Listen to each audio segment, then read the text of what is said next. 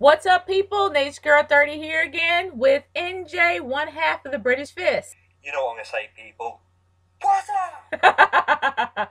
It's always awesome to hear you say that, man. But we just talked about the best moments of 2014. Now, of course, we're going to talk about the worst. And you guys know how happy I am to talk about the worst cuz how much fun it is to talk about the worst. But let's get started with our number 10 worst. And our number 10 worst is Kane's booking. Unfortunately, Kane is no longer a monster. He was neutered since he became Corporate Kane. He was also neutered even more, if that's even possible, to re-neuter somebody when he became Stephanie's pet. And it just got worse from there. Like Kane's dominance is about gone. Even when he's in the ring with someone, he gets knocked out quickly.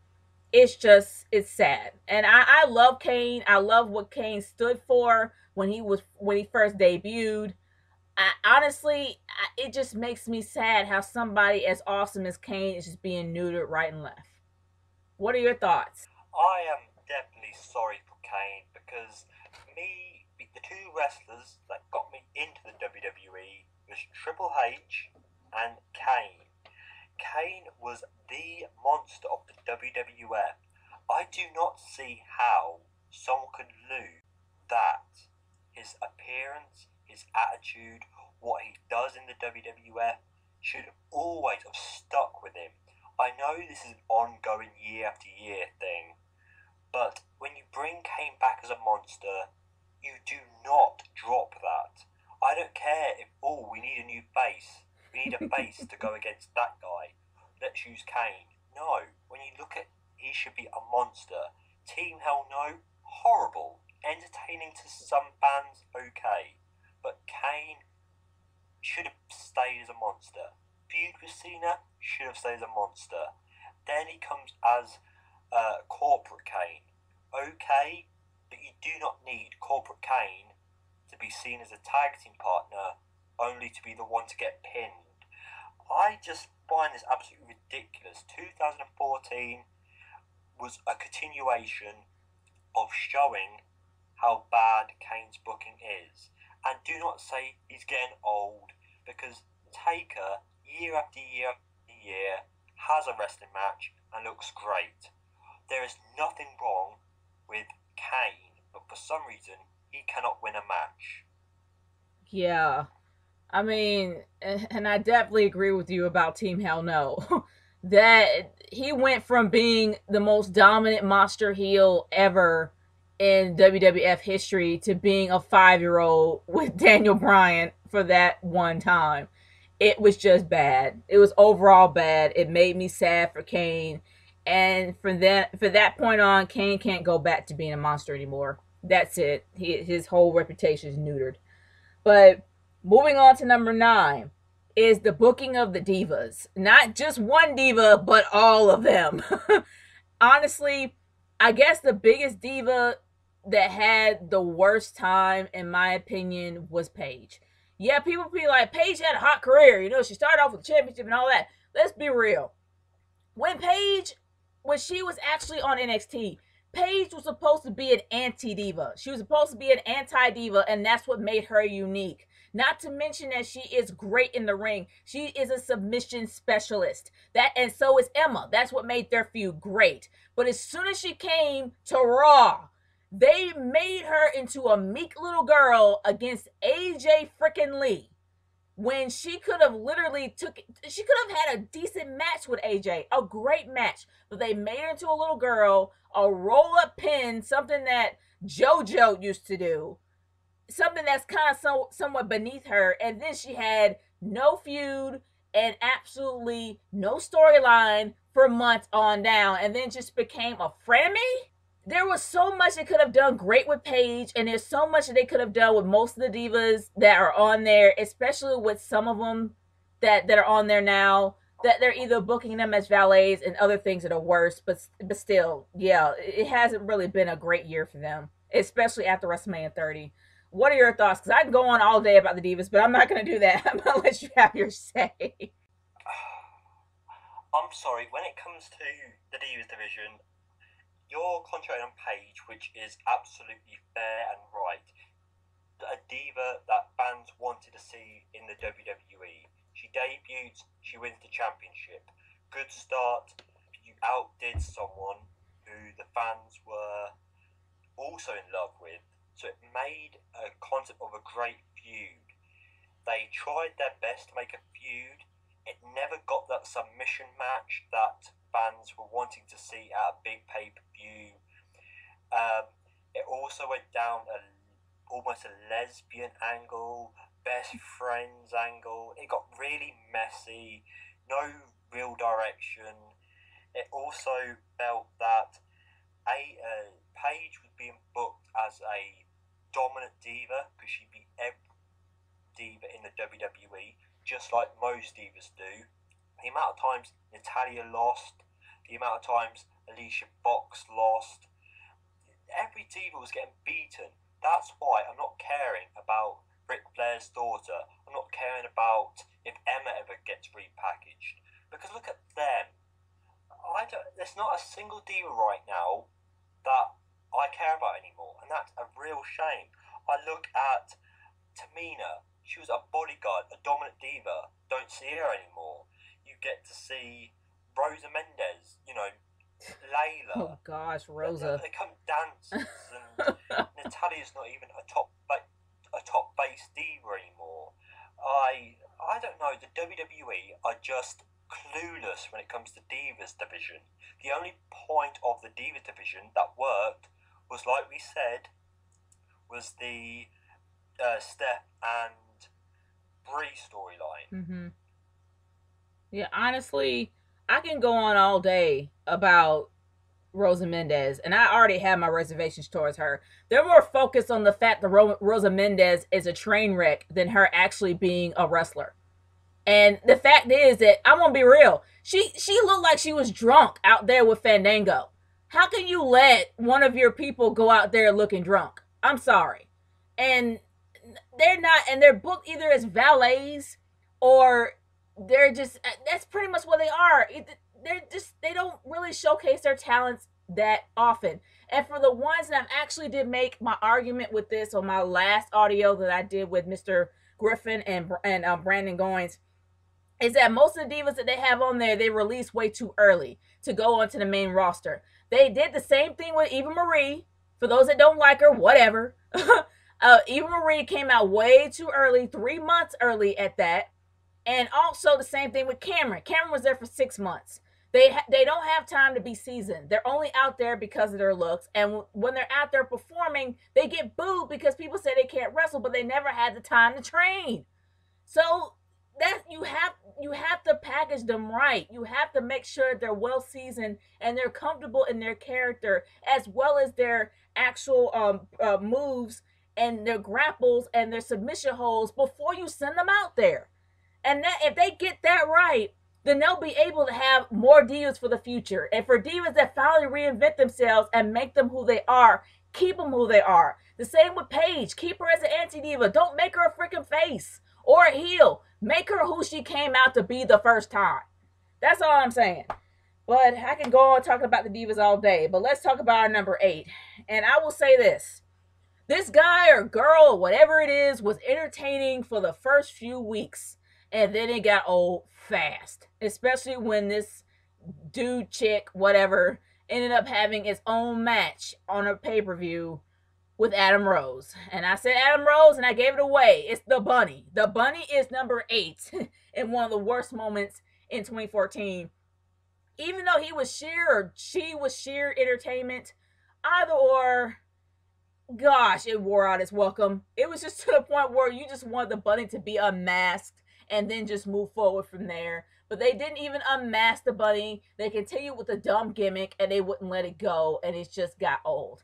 And honestly, I was done with the Bunny after the 3rd week.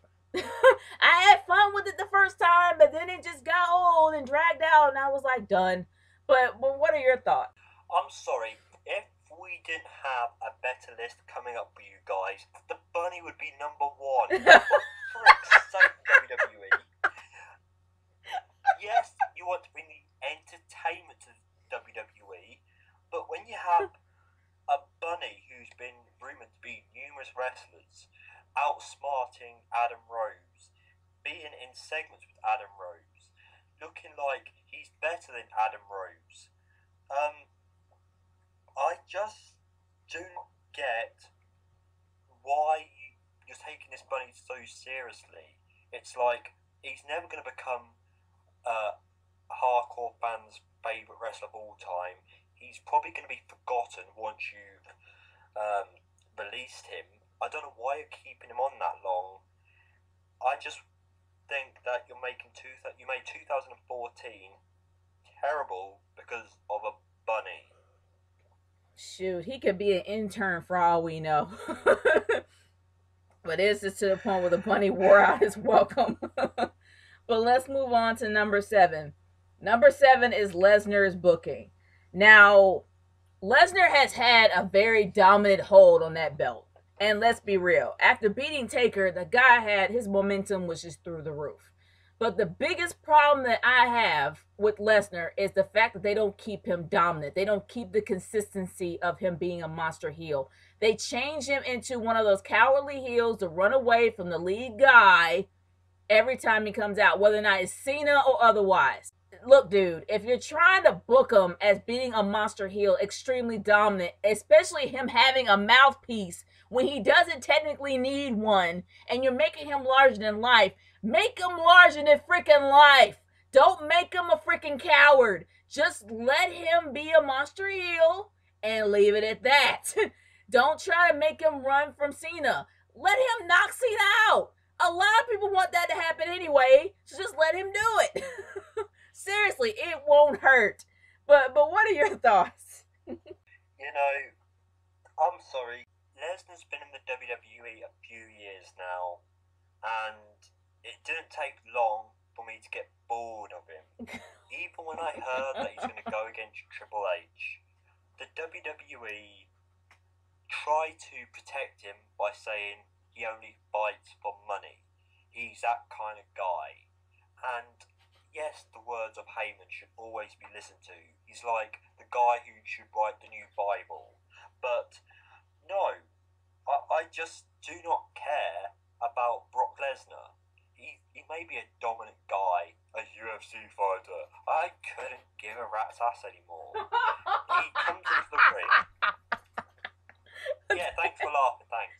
He comes into the ring with the likes of Big Show, John Cena, Triple H, and he flipping any insult, he starts to show an angry face, but he rolls out the ring. When you think of Brock Lesnar, you expect him to stand his ground, fight back, dominate.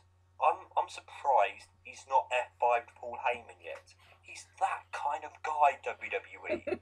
Don't mould him into a coward guy who, has to protect himself. Oh, I don't want to ruin the makeup. No. I'm sorry. Brock Lesnar should have left by now because of how much we're starting to care less about him. And I should not be saying that about Brock Lesnar because of who he is. But there's no excitement in me when I hear his theme song anymore. Him going to a match. There's nothing there. So, Brock Lesnar, 2014, has been a disappointment for me. Well, you pretty much said it all right there. I guess it's really no point in me even saying anything about it because you pretty much said it all right there, especially when it came to oh man, that was funny. Well, we both agree on Brock Lesnar. We both agree. I agree on that. I will say that. But let's move on to number 6. Mark Henry's. Well, I guess you could say that was one of his face turns because Mark Henry has been a heel for a long time. And at this moment, Mark Henry actually turned face going against Rusev. And it was the perfect setup for this feud. Because Rusev, of course, is from Russia. Russians are always going to be the bad guys. Duh. They still haven't let the Cold War go. But I'm not going to get into that. I will say that it represented best with Mark Henry because Mark Henry not only was noted as the world's strongest man, he actually was in the Olympics and he represented our country. So in a way, yes, it was another US versus Russia thing. And the best person to actually end it was Mark Henry. Now, I can go into all the different types of opinions that people have about this that might be true, but I won't do that. I will say that it really did make Mark Henry look weak. It made him look as we can be because Mark Henry is a lot bigger than he is, a lot taller. He has a longer reach than Rusev does, and he can technically put him down and put him out. The way it was booked for Mark Henry to lose. And I know that they're trying to make Rusev look like he's larger than life and dominant. But the thing is that you don't make Mark Henry look like a complete wuss. I mean, he looked stupid. Like, he really did look stupid. He did not only got knocked out not once, but twice. He also tapped out twice with Rusev. It seemed like it was so one-sided, and it really did downgrade Mark Henry as him being any kind of dominant guy ever. And it was very disappointing to see Mark Henry be at his lowest after he could have beaten Rusev. And seeing the size of Rusev and seeing the size of Mark Henry, come on. We all know that Henry can put him out. Let's be real here. And it just really made me mad to see that happen to Mark Henry yet again. Come on now. What are your thoughts? Pretty much what you said, because when you think of Rusev, he does need to start facing the bigger guys, so there's actually a fight, a battle, and a obstacle to overpass. So you think of Big Show and Mark Henry. He got to face them, but when it came to Mark Henry, I know heel versus heel is not really a working feud, but Mark Henry, especially with that thing with John Cena, when he took out John Cena, laid him down, feuded with John Cena, Ball of Pain, all this kind of stuff, Mark Henry is better as a heel, and that's a normal thing for the bigger guys in the WWE. To have to turn face to give Rusev a feud was rushed. It didn't feel as exciting as I was hoping. The feud, there was moments in it where it was okay, but nothing compared to what it should have been. I was rooting for Rusev because of how they booked Mark Henry, and I just feel sorry for the fact that he had to turn face when he knows, yes, there was times when he worked as a face, but as a heel he's so much better. And yes, I agree that fans that think Rusev should have won was right. I don't think Mark Henry needs the obstacle to pass of Rusev. I think it should be saved for another wrestler. But the face turn, I just didn't like it in 2014. Yeah. I will agree with you there that it was very rushed. It didn't seem natural. It's just something that just happened. And instead of it having like a gradual build, I will agree with that. It was pretty rushed. But it was a very disappointing ending, and it just kind of made Mark Henry look less dominant than he used to look when he started off being a heel, especially against Cena. But moving on to number 5, breaking up the Wyatt family. This was something that I still don't understand why they did, but in a way, I still don't understand it because Luke Harper, even though Luke Harper is one of the most talented of the two minions, talented of the two minions, I will say that Luke Harper has done nothing on his own. Seriously. He's had his own promo work. I will say that. He's had his own promo work, but that's all he's had. He hasn't really had a decent feud, a decent build, a decent anything. What can we say about Eric Rowan? He's one of the oddballs of the two, but he's one of the least talented of the two. He still can wrestle, but he's not as good as Luke Harper. And from there, I think the worst moment, I guess I would consider this as an honorable mention, but let's just put this in the whole category as a Wyatt family, is that, my gosh, why in the world would you actually book this guy as a genius? Seriously, out of the blue, they had Eric Rowan to be a genius with an IQ of 320 or something. And then you have Bray Wyatt, a guy that pretty much invented himself as one of the creepsters of the WWE, who had to reinvent himself after the minions were gone. Either or, it didn't seem like it benefited anybody. But now we can see that Bray Wyatt is actually starting to gain momentum. But what about the two minions? Either or, it just seems like it just wasn't something that made sense at the time. And to me, it still doesn't make sense of why they broke up, especially turning Eric Rowan face. That made no sense. But what's your thoughts? Yes, Luke Harper looked like someone that could survive on his own. That was the idea. Once he breaks out, he's safe. Eric Rowan's not. So they needed to find something to make Eric Rowan work. And yes, he's seeming to look okay in the ring. But all of a sudden, the WWE seemed to make Eric Rowan look better than Luke Harper in some way. And Bray Wyatt just happened to try his hardest on his own to stay on in a feud on TV. And I don't know, things were going so smoothly with the Wyatt family. You could have branched Eric Rowan and Luke Harper away from Bray Wyatt as a tag team, but no, they all had to break up. The feud between Eric Rowan and Luke Harper was really non-existent. Bray Wyatt said he released them and they were to go off and do their own thing. I just feel it. If they did better with Luke Harper and maybe left Eric Rowan with Bray or Eric Rowan or something, but none of it's really clicked since it broke up. Yeah. And also, it made no sense on how Eric Rowan out of the blue turned face because he don't like bullies. Hence, how Bray Wyatt said, "I fixed you, I release you." If he fixed you, that means you're still crazy. So, how in the world can you be faced automatically like that for Survivor Series? That makes no sense. And at least we could say Luke Harper kept it creepy. And even his whole theme music, as well as his video intro, is creepy. We can say that he stayed creepy, but what made Eric Rowan want to turn face after being healed by Bray Wyatt? And we know how crazy Bray Wyatt is. That made no sense in itself. Plus, you also had to have Bray Wyatt reinvent himself in order to even stay afloat after he broke up with the Wyatt family. That's just messed up in itself.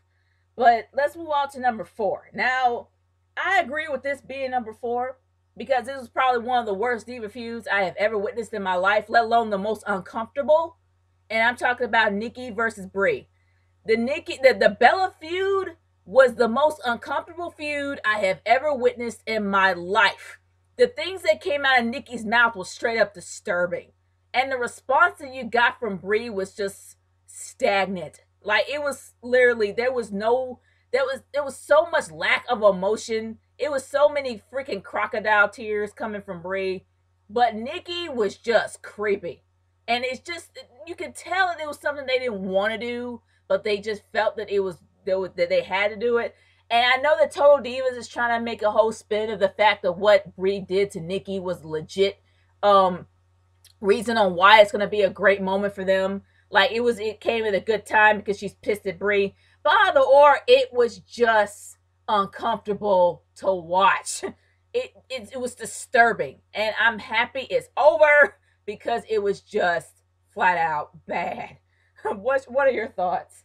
Wow, well, the feud, I think, had a chance because of Stephanie McMahon getting involved and really pairing each other at it and having, even though we could see the better switch turn on was coming, they didn't really follow it up. It was going somewhere, and all of a sudden they realised it weren't giving out the best reaction.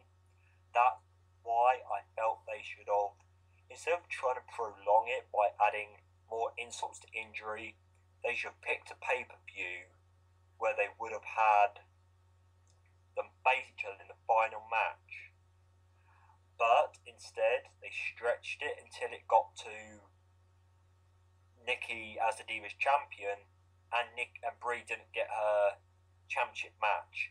There's just so much about this feud that one minute you may like it, next minute you don't. At one point, the WWE had about 3 Divas feuds, and then all of a sudden, they all went down to one. I just don't get the WWE why they didn't pick up on this, how bad it was, and try and round it up before it got any worse like it did. Exactly. Because if you think about it, from Stephanie to Brie, the Stephanie Brie feud really did breathe a whole new life into the Divas division. And seeing how this was starting to become a train wreck very fast, they should have cut it short and just ended it and capped it quickly and just found another feud to go on and go from there. But instead, they were consistent with it. They remained, they never kind of wavered from it. And they actually had Nikki do those really embarrassing promos that were flat out uncomfortable when they should have just ended it. And that was just the most uncomfortable feud I've ever witnessed, and I'm happy it's over. Let's move on to number 3. Cesaro's heel turn. Now, I guess Cesaro really had a great year up until like right after the Andre the Giant Battle Royal. For some reason, out of the blue, the next night he ended up going heel, which made no sense. You end up winning the Battle Royal. You end up dominating everybody. You were Paul Heyman guy, but broke away. You had a lot going for you, except for Jack Swagger. But for some strange reason, you just decided to go heel. I don't know. It just made no sense to me. He really didn't need to go heel. It wasn't necessary for him to be. He was fine as a face. He was way over as a face. Why go heel and ruin that? What's your thoughts? This is something else I could have had as number 1 or 2, because the Battle Royal, you got to see a sign of respect from Big Show, who could have been the Andre of the match, and Cesaro. There was a handshake. There was a good crowd reaction. There was a celebration. Saw a new base made in the match. Maybe the heels weren't quite leveled with the bases. I don't know. But Cesaro was a keeper as a face. He had the swing. He had the crowd. He had the Battle Royal win. He had a future. He had matches against Sheamus, John Cena, all in his bag ready. He was ready to go forward as a face. But because of his heel turn, he did not accomplish what he should have. And Vince McMahon mentioned, oh, he's not got the best promo skills, or I don't believe in him. It's not up to you all the time, Vince. The fact the crowd believe in him, the fact that his opponents believe in him, hence the quality of the matches, you had no reason to doubt him. And I just feel that because of the heel turn, it really affected the growth of Cesaro. Yeah, I will agree with you there. It really did affect Cesaro's momentum when he turned heel, which made no sense because he had a lot going for him. Especially like with the whole respect, like you said, with the Andre the Giant Battle Royal, he was getting a lot of respect, not only from the crowd, but also from his peers. And having him go heel made no sense. It was a downgrade for him. And sure, Vince can say he doesn't have great mic skills. Honestly, he does have pretty good mic skills. The guy can talk. He may be, he may be from Switzerland, but either or, it doesn't matter. He can still talk. But let's move on to. I want to say one thing. Oh, I'm sorry. Go ahead. We say he can talk. He got criticism for botching his promo as of recently. I want to defend him for that. Because Vince McMahon has openly said he doesn't have the faith in Cesaro. He doesn't. And I think it's because of that he's getting enough backstage training or backstage help to become better, become more better for Vince. I think he's getting some, but not enough. So I think Vince McMahon has a lot to blame for Cesaro's 2015, possibly 2015. Well, shoot. I mean, if you want to go in that, if you want to go in that direction, It's like Cesaro really isn't that bad on the mic, and people mess up. It's human nature. We're not perfect. We fail at some things, and the fact is that Cesaro really was.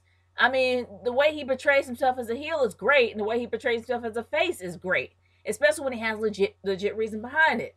I can talk about the other reasons why Vince is the way he is, but I'm not going to go into that. But I will say that people mess up and flub up their promos. Shoot, Batista does it daily. Without editing, he does it daily. He's crap live.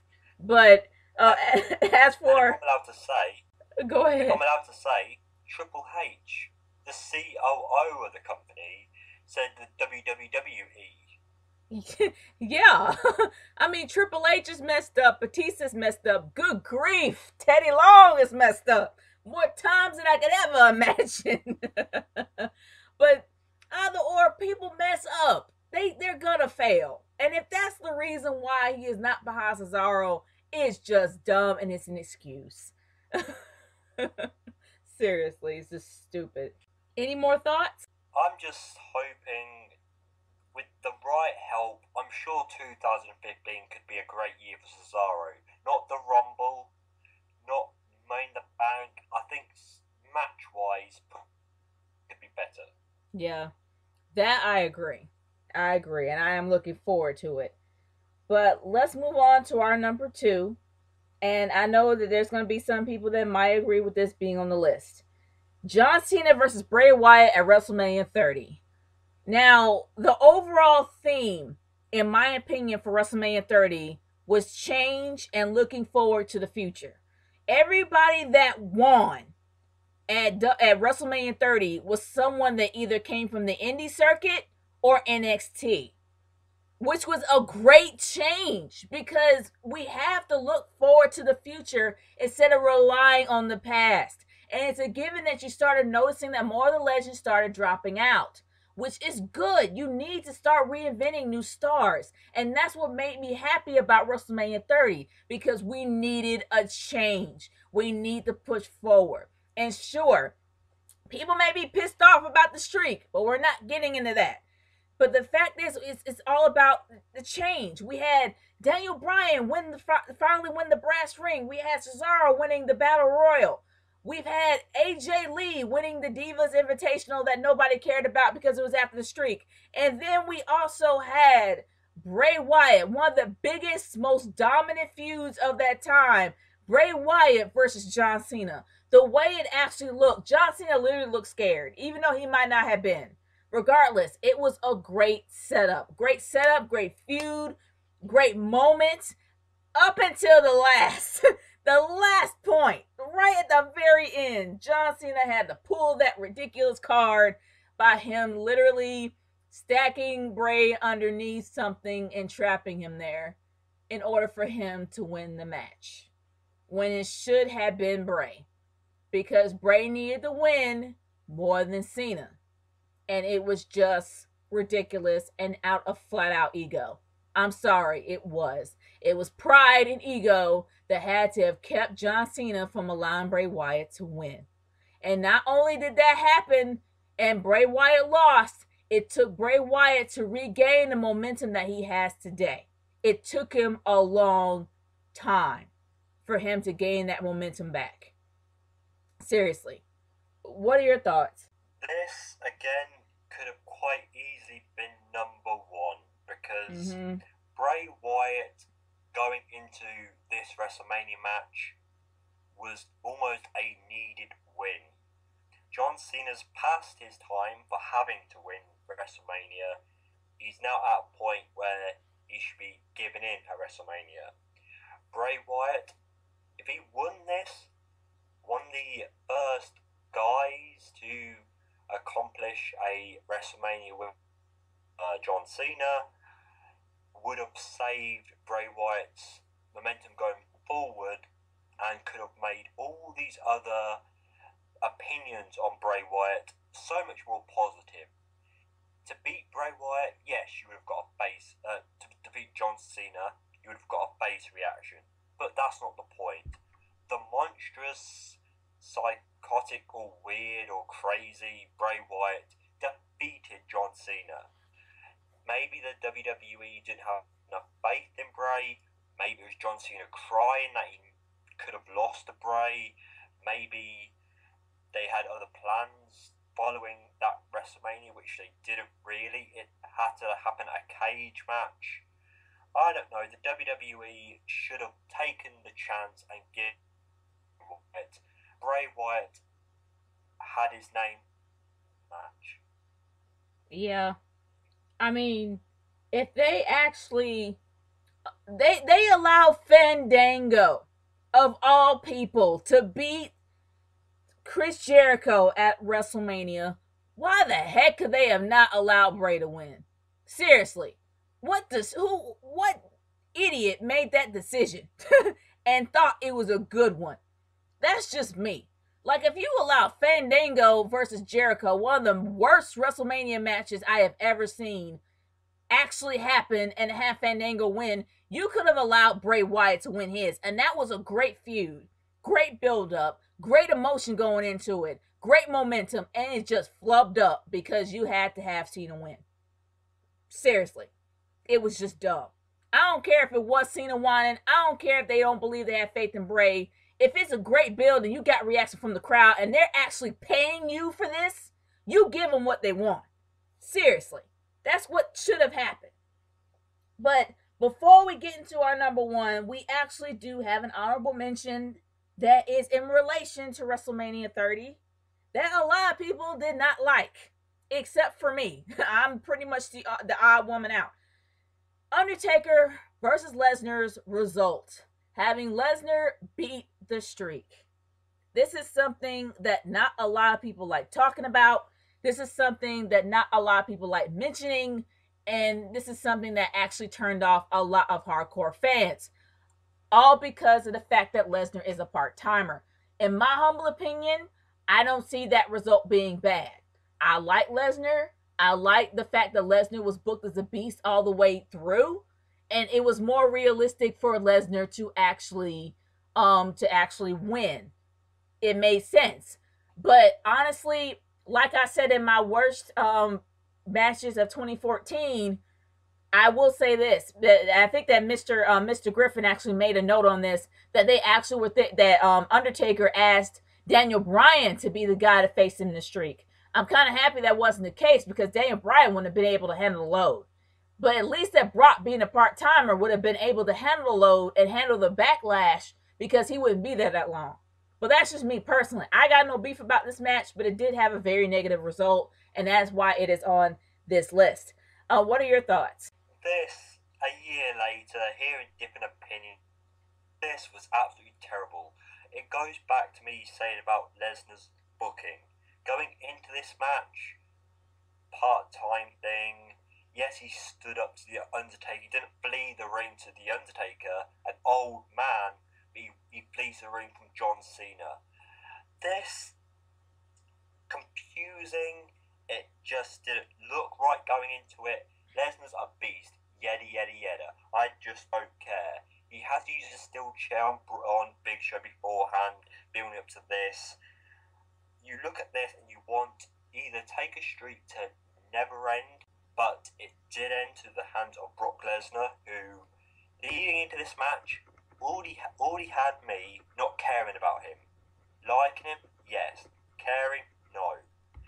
So the WWE saw how bad this match was going, and they still thought, you know what? Take a streak should finish on a bad match. Yep, go. Finish the match. Bullshit. No. I'm sure Taker would have preferred a more better finish, which is where Triple H, with Shawn Michaels referee, versus Taker came in, or Punk because of the Paul Heyman story, Paul Bearer storyline, or going back to when we said about Kane's booking. If Kane had better booking, finish on Kane. Brock Lesnar, who's leaving, he's going to take a streak with him. It's just terrible, and I just feel that so much negativity was going into this match, during the match, and after the match. just shows why the result kicked off 2014 in such a disappointing way. Well, I guess I'm still the odd woman out because honestly, I really do still like the overall outcome for Lesnar versus Taker. I have no beef with it. I think it's more so the fans having to get accustomed to the fact that the streak has to end. And yeah, people may make beef that it's a part timer that did it, but I think it's just because it's somehow inside the hardcore fans just don't want to let go of the streak, and that's gonna be something for the fans to have to do.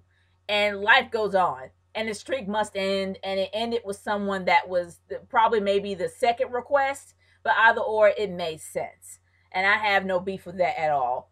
But there's one thing that we kind of do agree with that I do have beef about, and this is the number one. The number one is the one event, and I actually was kind of neutral when it came to John Cena, but this event made me not like him. And I've already done a video on it, and this is actually was my motivation for me doing that video. I'm talking about the Survivor Series build, the entire Survivor Series event, the main one, the actual match that is always traditional and it happens every year with a decent build, had zero build for this whole pay-per-view. This is a big four pay-per-view. And the only person that's pushing it, the only people that are pushing it is the Authority. Where the heck is John Cena? John Cena didn't find any people to actually be on his team. He didn't promote anybody. He had nothing to lose while everybody had everything to lose. He had nothing to lose and everything to gain, and he wasn't even in the match at all except for one time, and he got knocked out by Big Show and got eliminated and did nothing throughout the whole time. The only person that did all the work was Ziggler, and he barely got any credit. But it was all about Cena when Cena was the guy to be the one to bring the Authority back afterwards. Come on. After seeing that pathetic excuse of a Survivor Series event, really made me not like Cena. And at that point, I did not, to this day, I still don't like Cena's character for that reason. What are your thoughts? Because I can rant about this all day.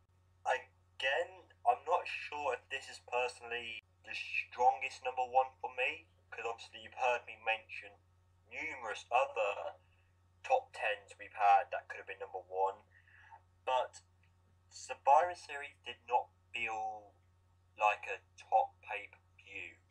That's why they had to put so much emphasis, the stipulation going into the main event. And it's just, John Cena is still being treated as important guy. It was Team Cena, Cena who brought the Authority back, Cena who can't get fired.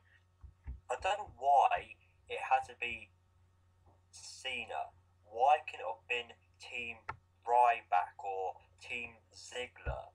Put the concentration finally, after many years later, onto someone else.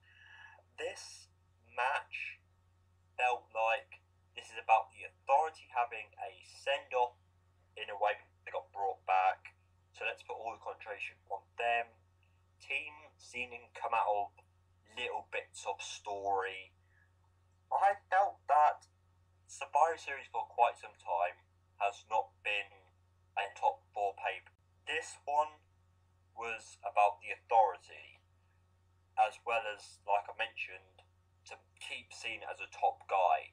There was so much things I did not like about this, and at the end, the Authority are gone, but to keep the Authority looking strong, we're going to add Sting. So there's so much going into this. Yes, it helped the future, but at the same time, it helped Cena. I just didn't like it. I mean, I hated it. I hated the feud. I hated the build. I hated how one-sided it was. I hated every inch of that.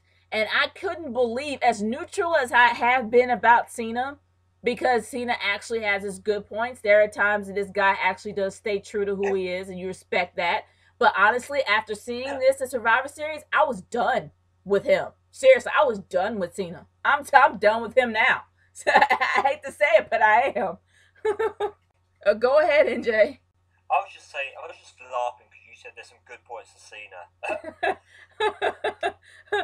I don't see him anymore. I just don't. And after seeing this, really shows me that his character is just nothing but a farce. And I guess I'm making it all about Cena, but that's how this match looked like it was. It looked like it was all about Cena and not about those that actually did put the effort into the match. It just seemed like he was along for the ride. He knew that he was going to get something out of it because he's a top guy, and he didn't try. And it seemed like that whole hustle, loyalty, and respect, that mantra that he has, is a load of crap. And that showed me that night, Survivor Series night. It showed me that night that it was a load of crap. And that people that are falling for it, I'm sorry, you're being duped. And that moment really did not make me like Cena at all. And I was done with his character. And I was just completely done with everything he stood for. After seeing that, it was just wrong. It really, really was wrong. And that's one of the big four pay-per-views. And come on now. After that, it leads on up to the Rumble. You want to have, and everybody keeps saying that the road to WrestleMania begins at Royal Rumble. In my opinion, it begins at Survivor Series. And they did a poor job at that. They just really, really did. But guys, those are our top 10 worst moments of 2014. I would like to thank NJ for being a part of this audio. It was fun. It was awesome. And I'm glad you're here, man. You have any? Well, thank you very much for having me for these two videos. It's been very fun trying to put them in an order, because with me, I just name moments and then you agree or disagree with them. And I felt with the worst parts, worst moments, there were so many that could have been number one. And surprise, surprise, somehow they relate to Cena. And I just thought that the WWE 2014 may have had its good points, but the bad points relate to Cena. And I just think that somehow the WWE this is a wake-up call, because I don't care, you got a bit of a good rating. I don't care about ratings. It's about the fans are speaking out to you. It's like Austin said in the podcast, listen to them, and then things will get better. Yeah, exactly. Exactly. And hopefully this is a wake-up call, but honestly, I really don't think they're going to see it. Like the Lex Man has said, and many others, as well as I think Vinticate has said it, and many others have said it on the YouTube shooters, that the only possible way that the WWE will actually start paying attention is if you turn off your TV set and stop coming to their shows. When they start losing money is when they start listening. And unfortunately, that's how it is in big, huge corporations, and maybe that's what many people is going to have to do, including myself. I haven't even watched Raw and not even do a lot of Raw reviews because it's so ridiculously bad that there's no point in talking about how bad it is every night. You just get done with it and don't care anymore.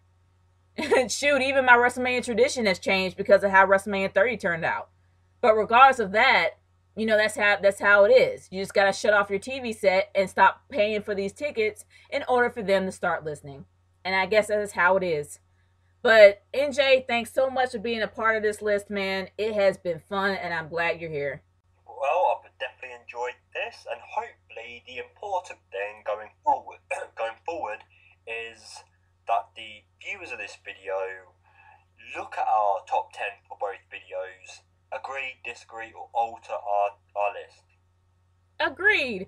For those that are listening to both, whether or not you listen to the best or the worst, I want to hear your personal thoughts. By all means, leave a comment in the comment section below about what your top 10 list of 2014 would be, whether it be the best or the worst. I would like to know. I'm curious of what y'all thoughts are. But signing off, this is the Nature Girl 30 with NJ, one half of the British Fist. What's up? And we are gone. Peace out, y'all.